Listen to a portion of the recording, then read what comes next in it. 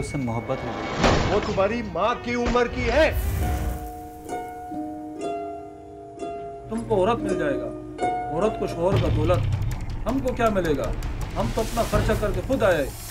मेरे को भी तेरा इंतजार रहता है। मेरे को लगता है जैसे तूने मेरे को कोई तवीज खोल के पिला दिया। मैंने तुझसे कहा था ना कि तेरी माँ नुमा बीवी ने मुझे सब कुछ बता दिया है।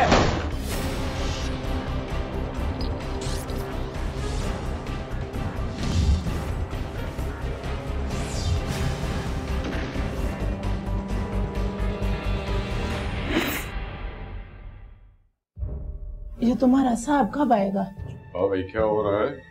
सर ये आपसे मिलना चाहिए। इस्लाम साहब। वालेकुम सलाम, बैठे। जी फरमाइए। साहब, हमारा नाम आबदा है, हमारे को रिपोर्ट दर्ज कराना है। किसके खिलाफ रिपोर्ट दर्ज करानी है आपने? वो साहब अपने शौहर के खिलाफ। शौहर के खिलाफ? ओ बीबी, सीधी सीधी बात करो, क्या मसला है? हम साहब को बता रहे हैं ना साहब, हमारा शौहर से नाराजगी चल रहा है। हमने अपना सारा जेवर बेच दिया, कारोबार में लगा दिया साहब। उसका मुनाफा जो है ना 20,000 आता है साहब। हमारा मकान का फाइल भी हमसे मांगते हैं साहब। ये जायदाद तुम्हारी है या उसकी है? वो साहब हमारा पहला शौहर का था, उनका इंतकाल हो गया साहब। हमने दूसरा शादी कर लिया था।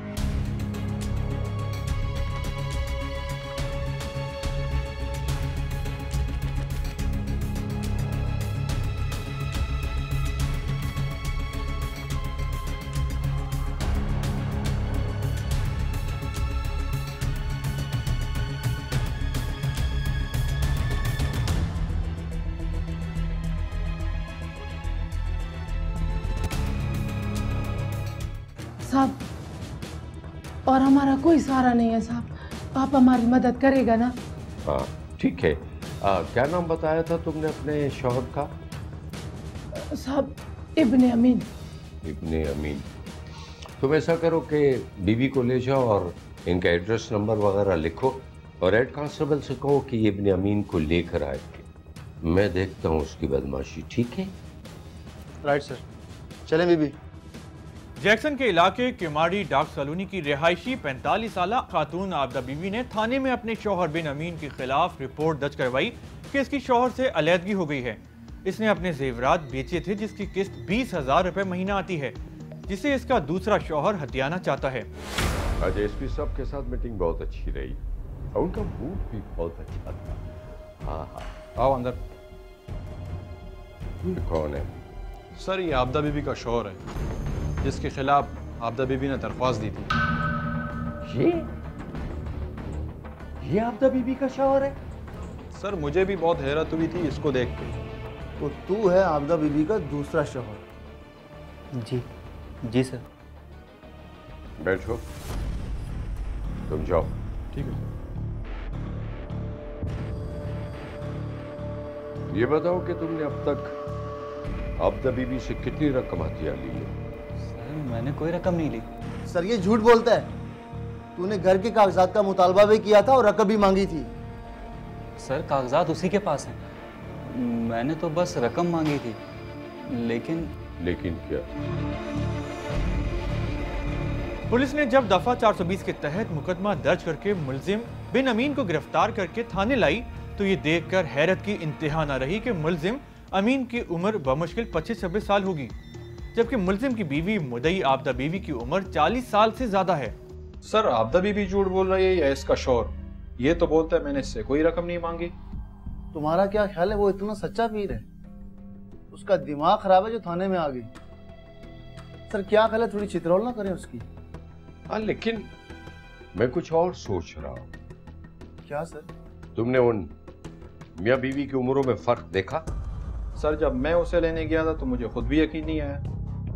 सर मुझे लगता है मोहब्बत की शादी है और मोहब्बत तो अंधी होती है सर। हाँ, मोहब्बत अंधी होती है, लेकिन मोहब्बत करने वाले तो अंधे नहीं होते। सर आबदा बीबी बेवा थी और अमीन को पता था कि इसके पास काफी जायदाद है। इसी लालच में उसने शादी की। अमीन ने तो आपदा की जायदाद की लालच में आकर उससे शादी की, लेकिन आपदा ने उससे शादी क्यों की? हाँ सर ये सोचने वाली बात है वैसे। सर उसको सहारे की जरूरत थी। क्या सहारे की जरूरत थी? अगर उसे सहारे की जरूरत थी तो अपने हम उम्र से शादी करती। 40 से ऊपर की औरत है वो लड़का देखा तुमने? हाँ 22 से 23 साल का होगा बस। सर इसका मतलब है उसका भी कोई मतलब होगा। केस दिलचस्प है। तुम ऐसा करो कि जरा आपदा बीवी को भी लेकर आओ, मैं देखूं कि सही हकीकत है क्या।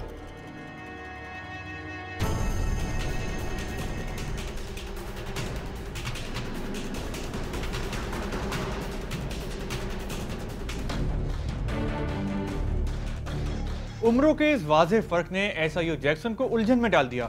पुलिस ने पहले वो वजूहात जानने की कोशिश की जो इस शादी का सबब बनी, और दोनों मियां बीवी के अलग अलग बयान कलमबंद किए। तुम्हारे शौहर का कहना है कि उसने तुमसे कोई रकम नहीं मांगी और मकान के कागजात भी अभी तक तुम्हारे पास है। साहब झूठ बोलता है वो। आप सख्ती करेगा ना, वो सब सच सच बता देगा। साहब हमको धमकी देते हैं। उसको तो मैं देख लूंगा। पहले तुम ये बताओ कि अपनी उम्र से आधी उम्र के लड़के से शादी की तुमने, क्यों? हाँ? वो साहब हम बेवा हो गया था, हमारा एक बच्ची भी है। हमको सारे का जरूरत था साहब, तो हमने शादी कर लिया। काम क्या करते हो तुम? सर मैंने ग्रेजुएशन किया, आजकल बेरोजगार हूँ। सर शादी भी तो एक काम है। इसने ग्रेजुएशन करके शादी वाला काम तो कर लिया। उसके मोहल्ले में रहता था, उसकी जायदाद पे नजर थी इसकी। शादी कैसी हुई तुम्हारी उसके साथ? तुम्हारे वालिदैन की रजामंदी शामिल थी उसमें? नहीं सर, घर वाले राजी नहीं थे। मुझे उससे मोहब्बत हो गई। वो तुम्हारी माँ की उम्र की है। तो तुम्हें मालूम है उसकी एक बेटी है। और यू नॉनसेंस कि तुमने उसकी बेटी की बजाय उसकी माँ से मोहब्बत की। हाँ सर मोहब्बत तो ये अपनी माँ से भी बहुत करते हैं। इसने सोचा कि शादी के बाद भी ममता मिलती रहेगी। कितना अर्सा हो गया तुम्हारी शादी को? सर यही कोई 1.25 साल। और 1.25 साल के बाद तुम्हारी मोहब्बत का भूत उतर गया? सर मोहब्बत किस बात की? जायदाद की लालच में इसने शादी की थी, जायदाद तो मिली नहीं, मोहब्बत का भूत तो उतरना ही था सर। नहीं सर, मैं तो उससे प्यार करने लगा था सर। पुलिस ने मुल्जिम अमीन से शादी के मुतल्लिक पूछा तो मुल्जिम इब्तिदा में पुलिस को गुमराह करने के लिए टाल मटोल से काम लेता रहा। तफ्तीशी अफसर के मुताबिक जब बेजोड़ शादी की तसल्ली बख्श वजूहात मालूम ना हो सकी तो पुलिस ने आबदा खातून को थाने बुलाया। सारी जायदाद तुम्हारे पहले शौहर की है? जी साहब। कितनी जायदाद है? 4 मकान था साहब, 2 इसने बेच दिया। वो तेरी मानुमा बीवी है ना, उससे मुझे सब कुछ बता दिया। क्या? उसने सब कुछ बता दिया? अस्सलाम वालेकुम।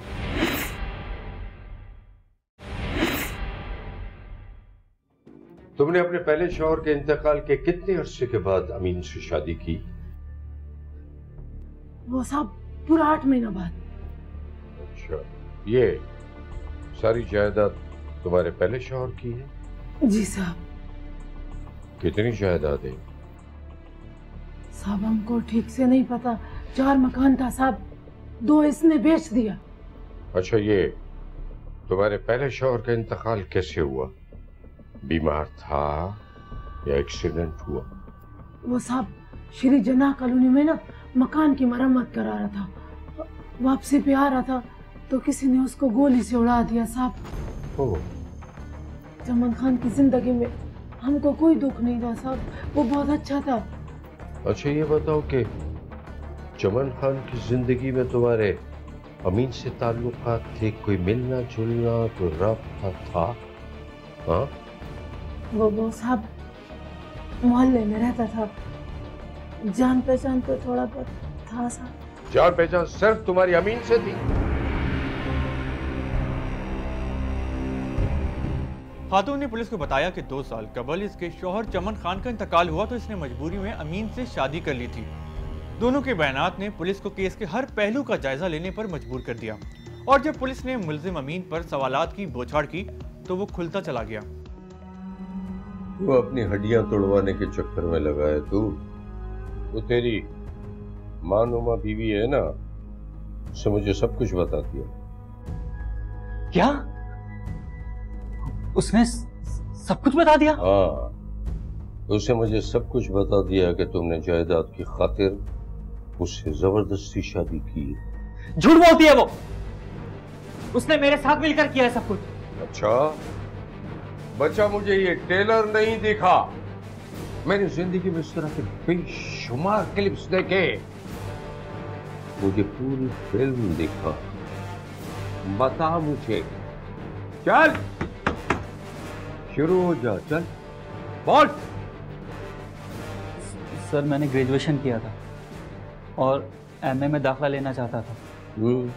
इसी दौरान मेरी आपदा से जान पहचान हो गई और हम बहाने बहाने से मिलते रहे। मैंने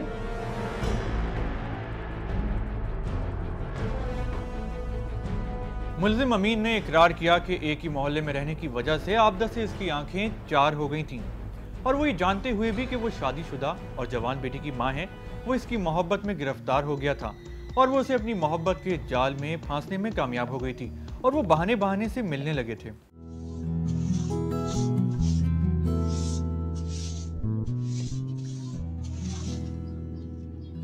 अम्मा तुम कहीं जाता? वो हम थोड़ा बाजार तक जा रहे हैं और हम पे ध्यान देने के बजाय ना काम पे ध्यान दिया करो। अम्मा तुम सुर्खी पाउडर लगाता है और खूबसूरत हो जाता है, ख्याल तो रखना पड़ेगा ना।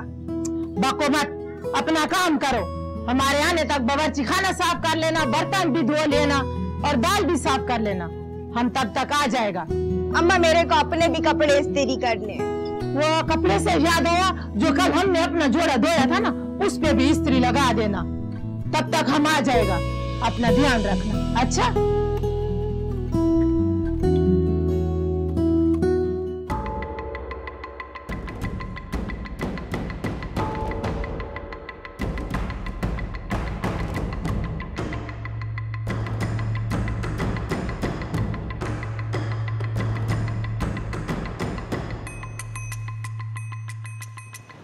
अरे अमीन, कहाँ जा रहे तू? काम से जा रहा हूँ। मेरे को भी ले जाना, बाजार तक जाना है। आ जाओ, छोड़ दूंगा। ठीक है।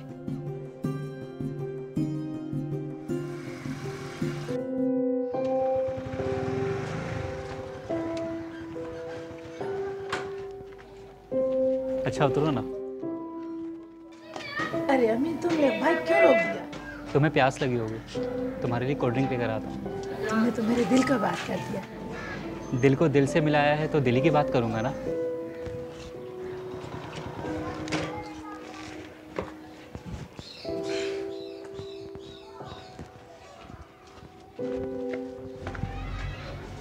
हेलो, 2 कोल्ड ड्रिंक देना है। 2 कोल्ड ड्रिंक, काली सफेद? ब्लैक। जी।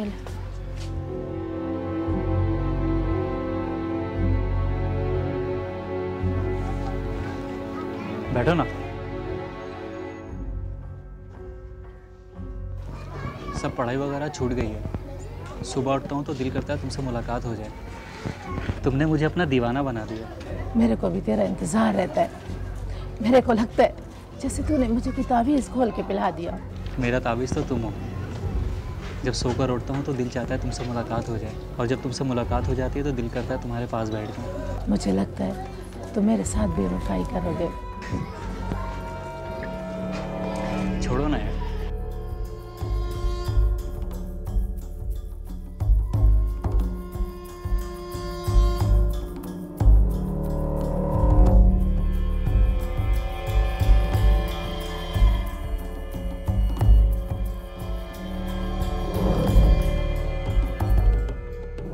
क्या जो इश्क था जो उनके नौउम्र आशिक के साथ था, वो औरत की इस मेंटेलिटी को जाहिर करता है कि औरत हमेशा पहले इश्क और पहली मोहब्बत का जो एक मज़ा होता है वो उसको लेना चाहती है। शादी में या शादीशुदा ज़िंदगी के अंदर शौहर निस्बतन वक्त से पहले मैच्योर हो जाते हैं। उनका इजहार का या मोहब्बत के इजहार का तरीका बिल्कुल मुख्तलिफ हो जाता है और ख़वातीन की तवक्कुआत बिल्कुल मुख्तलिफ होती हैं, जो कि एक नौउम्र शख्स तो पूरी कर सकता है लेकिन एक मैच्योर, एक समझदार शौहर पूरी नहीं कर सकता।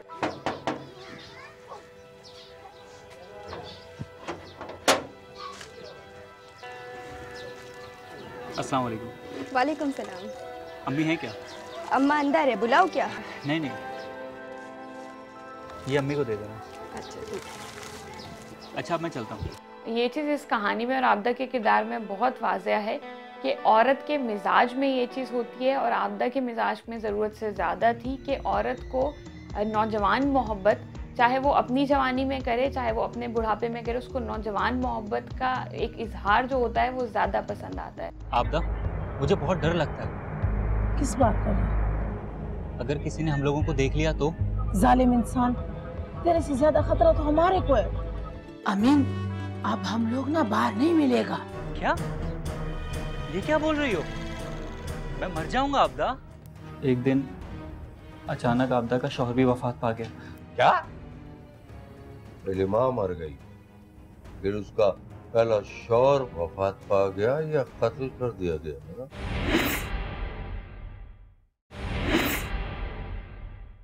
आबदा, मुझे बहुत डर लगता है। किस बात का डर? अगर किसी ने हम लोगों को देख लिया तो? तेरे को तो पता है हम नकाब करते हैं और तुम साइड से निकल जाना। मगर कोई जगह तो होनी चाहिए जहाँ बैठकर हम बात कर सकें। जालिम इंसान, तेरे से ज्यादा खतरा तो हमारे को है। तू बिल्कुल नकारा इंसान है, कोई बंदोबस्त तो कर नहीं सकता।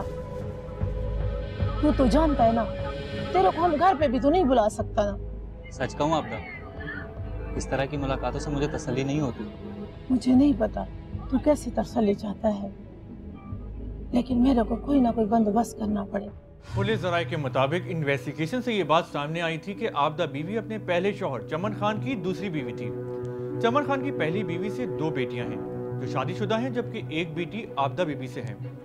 चमन खान के 4 मकानात थे। 5 अक्टूबर 2012 को बाद नमाज मगरिब शीरीं जिना कॉलोनी में वाक़े अपने 2 मकानों की मरम्मत करवाकर वापस आ रहा था कि नामालूम मुलज़िमान ने फायरिंग करके कत्ल कर दिया, जिसका मुकदमा बोर्ड बेसन थाने में दर्ज हुआ।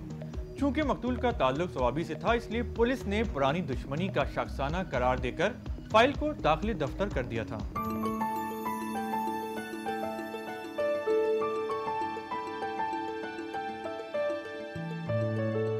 हेलो अमीन, कैसा है तू? हाँ मैं ठीक हूँ, तुम कैसी हो? अमीन, अब हम लोग ना बाहर नहीं मिलेगा। क्या? ये क्या बोल रही हो? मैं मर जाऊंगा आबदा। अरे हम तुम्हारे को मरने थोड़ा ही देगा। ऐसा नहीं करो यार, तुम्हें खुदा का वास्ता है। मेरा बात ध्यान से सुनो।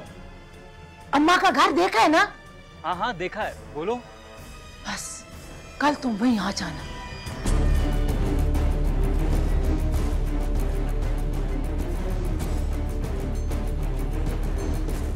अमीन की जब हम बात करते हैं तो उसकी लो सेल्फ स्टीम भी थी और उसका कॉन्फिडेंस लेवल भी कम था। जब इंसान को अपनी ज़ात पे एतमाद होता है तो उसको पता होता है कि जी मैं मेहनत करके अपनी स्टैंडिंग भी बना सकता हूँ और पैसा भी बना सकता हूँ। दूसरी बात यह है कि बहुत छोटी उम्र से ये कहा जाता है कि बच्चों को अपने से बड़ी उम्र के लोगों के साथ मिलना मिलाना नहीं होना चाहिए। वो चीज़ इसीलिए होती है क्योंकि जो शख्स आपसे उम्र में बहुत ज़्यादा बड़ा होता है उसका शऊर, उसका एक्सप्लोरेशन ज़्यादा होती है।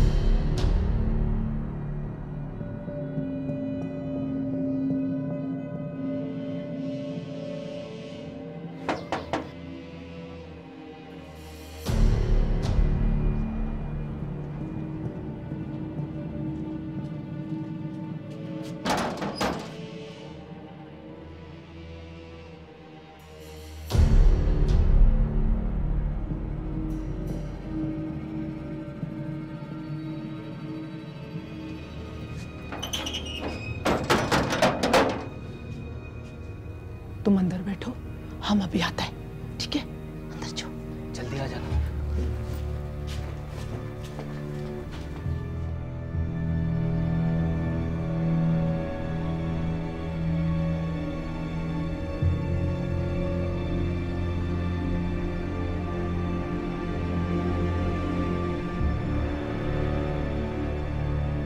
तू खड़ा है, बैठा नहीं है, भागेगा क्या? अम्मा का है। तुम बैठो, हम बताते हैं, बैठो। अम्मा का फिक्र छोड़ो, अम्मा का तबीयत खराब है, अपने कमरे में आराम कर रहा है। अगर देख भी लेगा ना तो हम कोई ना कोई बहाना कर देगा। अब तो तेरे को तसल्ली हो गया ना? तुम्हारे कपड़ों से बहुत अच्छी खुशबू आ रही है। तुम्हारे वास्ते लगाया है, कहीं तू भाग ना जाए। चमन खान के लिए मत लगाना। जा, हम तेरे से बात नहीं करता। इस वक्त उस बुढ़ा का नाम लेना जरूरी था। मैं तो मजाक कर रहा था, नाराज क्यों होती हो? सच पूछो ना, जब से तेरे से प्यार हुआ है ना, उस बुढ़ा का नाम भी अच्छा नहीं लगता हमारे को। अच्छा मेरी बुलबुल, अब मैं नहीं बोलूंगा, माफ कर दो। कान पकड़ने को किसने बोले?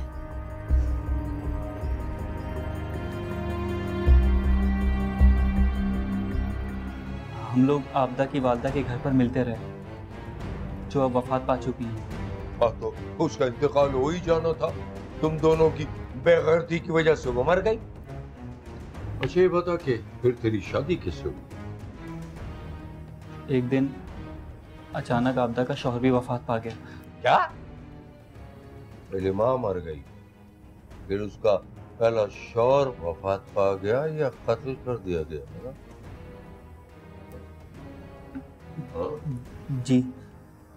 जी सर, उसका कत्ल हो गया। और ठीक 8 महीने के बाद तुम दोनों ने शादी कर ली, खेल खत्म। हाँ? जी सर। झूठ बोलता है, बकवास करता है। नहीं सर, मैं सच बोल रहा हूँ।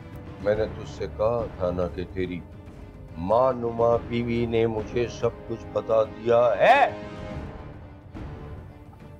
चमन खान का कत्ल तूने किया और आपदा की जायदाद को हथियाने के लिए तूने उससे शादी की। नहीं सर, मैंने कोई कत्ल नहीं किया, वो तो आपदा ने करवाया है। मैंने कोई कत्ल नहीं किया सर। वो कत्ल कैसे करा सकती है? सर, हमारी मुलाकातों को 1 साल का अरसा गुजर गया। मैं आपदा की मोहब्बत में पूरी तरह से पागल हो चुका था सर। मैं जानता था कि आपदा और मेरी उम्र में बहुत ज्यादा फर्क है, और ये कि उसकी एक जवान बेटी भी है। मगर सर, मैं आपदा को अपने दिल से नहीं निकाल पाया, और मैंने आपदा के साथ मिलकर एक प्लान किया सर।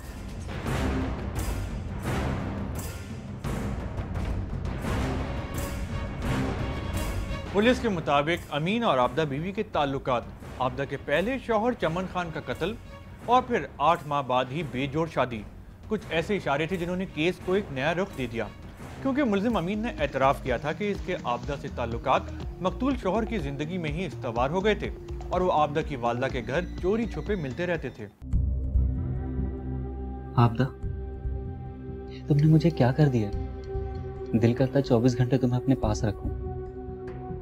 तुम तो बिल्कुल उस बच्चे की तरह है। चवन्नी मांगा, चवन्नी दिया, अठन्नी मांगा, अठन्नी दिया। तुम तो अपना खर्चा बढ़ाते ही जा रहे। तुम मुझसे कितना प्यार करती हो आपदा? तुमसे ज्यादा, दरिया से भी ज्यादा, समुंदर से भी ज्यादा। सच? इसलिए तो मैं तुमसे शादी करना चाहता हूँ। मेरा जान, दिल तो हमारा भी बहुत चाहता है, लेकिन चमन खान के होते हुए हम शादी कैसा कर सकता है? ऐसा करते हैं, हम दोनों भाग जाते हैं। इसमें हमारा नुकसान है। चमन खान का बहुत जायदाद है, उनका मकान है। ऐसा नहीं करने का। पता है क्या, मैं तुमको बताता हूँ क्या करने। मुल्जिम अमीन ने पुलिस को अपने बयान में बताया कि वो आपदा की मोहब्बत में अंधा हो गया था और वो इससे शादी करना चाहता था, और आपदा भी यही चाहती थी। आपदा ने ही उसे मशवरा दिया था कि अगर वो चमन खान को रास्ते से हटा दे तो इसकी सारी जायदाद उसे मिल जाएगी और वो दोनों शादी कर लेंगे। पुलिस के मुताबिक मुल्जिम अमीन आपदा की मोहब्बत के चक्कर में फंस चुका था, साथ ही जायदाद का लालच भी था। इसलिए दोनों ने मिलकर प्लानिंग की और इब्ने अमीन ने इस काम के लिए सवाबी से अपने कज़न शाह खालिद को कराची बुलवाया। मुलजिम अमीन ने जुर्म का एतराफ़ करते हुए अपनी मनसूबाबंदी के बारे में बताया। तुमको औरत मिल जाएगा, औरत को शोहर का दौलत, हमको क्या मिलेगा? हम तो अपना खर्चा करके खुद आए, तुम्हारे पास तो कुछ भी नहीं है यार। लाला फिर तुमको क्या चाहिए? हमको नगद पैसा चाहिए, हम अपने गाँव जाएगा काम करने के बाद। हम नकद रकम तो नहीं दे सकता। वो तुमने पैसों का बोला था ना जी। ये कोई पैसा रख लो। ये बेटा पहले तुम लो, ये रख लो पैसा।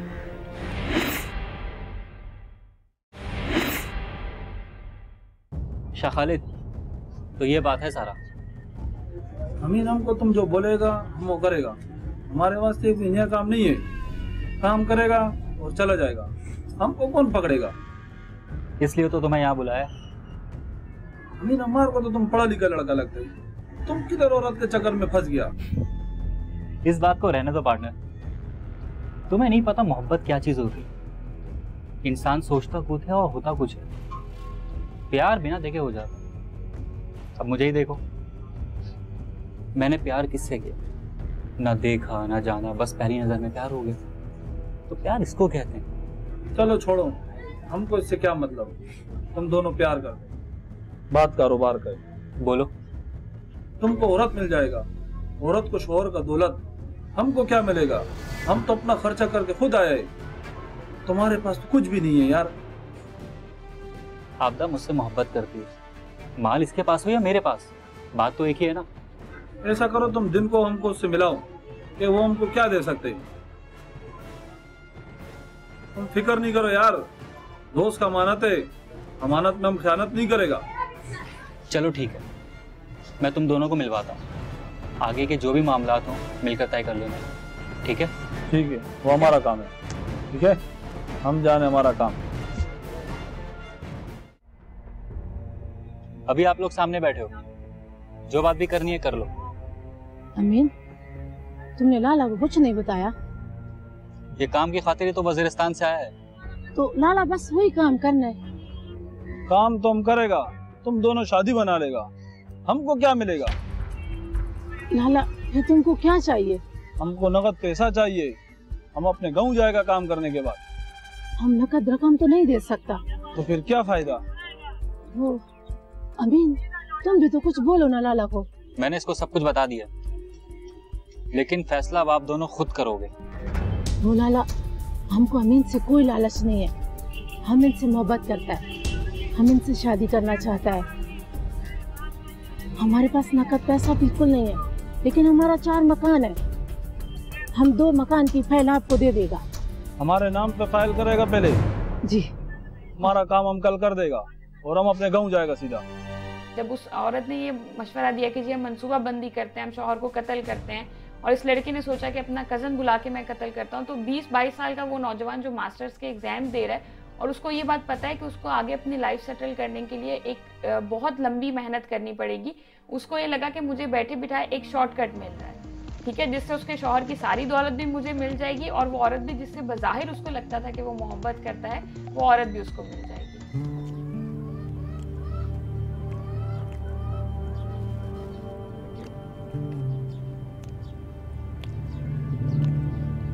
तुमको बोला भी था कि जल्दी उठाना, आज फिर देर हो गया। हमारे को तो ऐसे लगता है जैसे मकान तुम अपने हाथों से ही बना रहे। तुम मिस्त्री मजदूर को नहीं जानता, मालिक सर पे नहीं होगा ना तो आरामखोरी करता है। अच्छा, तो तू कब वापस आएगा? तुमको तो पता है 8-9 बज जाता है। तुम हमारा फिक्र नहीं किया करो। अरे हम तुम्हारा फिक्र नहीं करेगा तो और किसका फिक्र करेगा? तुम्हारे अलावा हमारा और है ही कौन? अब्बा मकान बनाएगा तो हमको दिखाएगा। हाँ बेटा, हाँ, क्यों नहीं। तुमको भी ले जाएगा, तुम्हारी अम्मा को भी ले जाएगा। मकान तो तुम लोगों का ही है, हम तो मजदूर आदमी हैं। दोपहर का खाना तो घर पर खाने आएगा ना? शीरी जना कॉलोनी से इधर तक आएगा तो टाइम खराब होगा। खाने का मसला नहीं है, खाना हम खा लेगा। वो तुमने पैसों का बोला था ना? जी। ये कोई पैसा रख लो। ये बेटा पहले तुम लो, ये रख लो पैसा। सही है?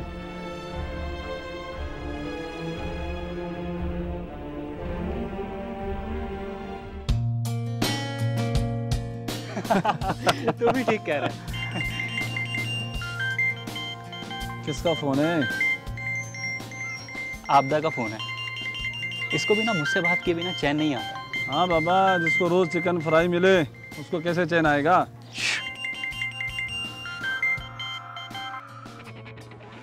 हेलो, क्या हाल है मेरी जान? वो जान मान को छोड़ो, जान लेना की बात करो और मेरा बात ध्यान से सुनो। हाँ बोलो, क्या बात है?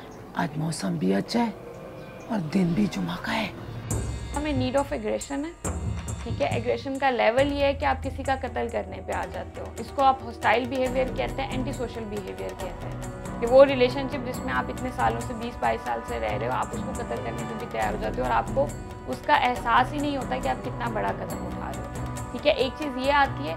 दूसरा, जहाँ तक इनकी पर्सनैलिटी की बात करते हैं तो ये बॉर्डर लाइन पर्सनैलिटी में आते हैं। ये वो लोग होते हैं कि अगर किसी से अटैच होते हैं तो बहुत एक्सट्रीम तक अटैच होते हैं, और अगर इनको कोई बंदा बुरा लगना या खटकना शुरू होता है तो वो इस लेवल तक का होता है कि ये बहुत आराम से उसकी कत्ल की प्लानिंग भी कर सकते हैं और उसको कत्ल कर भी सकते हैं। नहीं, आज ही कर दे। अच्छा ठीक है, मैं शाखाली से बात करता हूँ। अगर आज नहीं हो सका तो कल जरूर हो जाएगा। रखता हूँ। क्या बोल रही थी? पुलिस के मुताबिक इस भयानक खेल की मरकजी किरदार 45 साला आबदा बीवी है, जिसने अपने से आधी उम्र के लड़के से ताल्लुकात इस्तवार किए और शोहर को कत्ल करवाया और फिर नौउम्र दूल्हा के साथ सारी जायदाद पर कब्जा करके जश्न मनाती रही।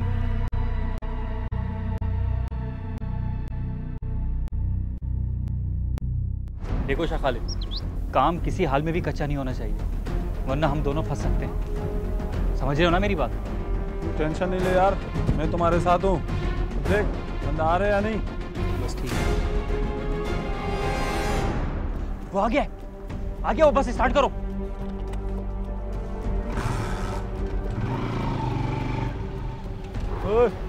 रुको।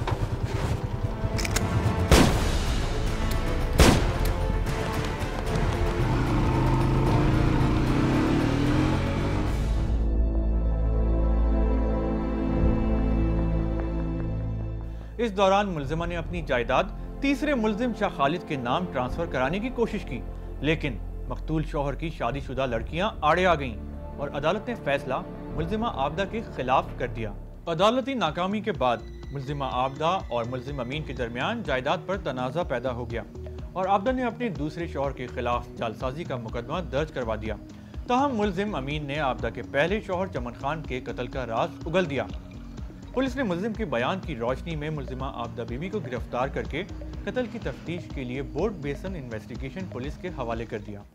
अक्ल के शोक मार देते हैं, इश्क के रोग मार देते हैं। आपको तो नहीं मरता कोई, दूसरे लोग मार देते हैं।